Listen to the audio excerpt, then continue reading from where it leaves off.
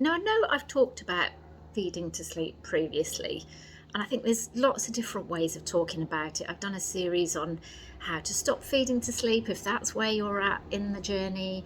But today I want to talk about how feeding to sleep is often demonised. Certainly in the infant sleep space, lots of sleep trainers will tell you, oh, well, that's the reason for your night waking. You need to stop feeding your little one to sleep and it will all be resolved.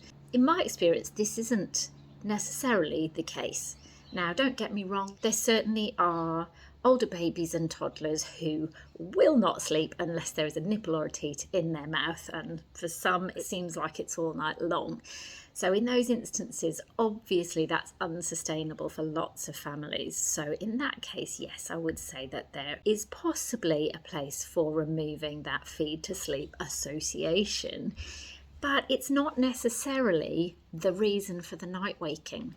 If we have not enough awake time, not enough sensory input, not enough food consumed in the day, all of that can lead to a need for extra feeds or wakefulness in the night. So I'm never going to assume that how children find sleep is the reason for the night waking. And I know this because I've worked with so many families who were not keen to change anything about bedtime because the feeding to sleep is really easy, it works quickly.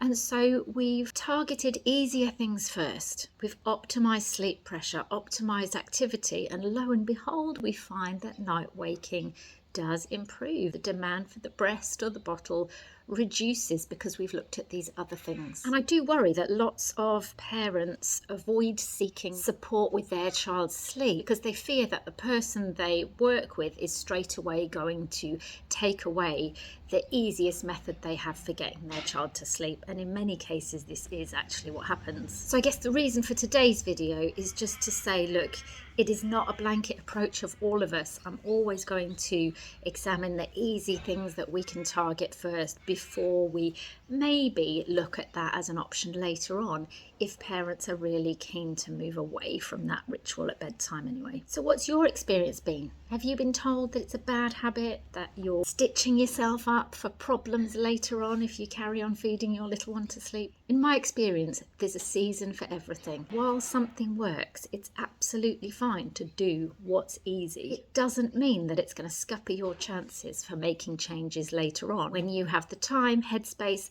and capacity to support your child through whatever changes you decide to make. As always, if you've got questions, leave them in the comments.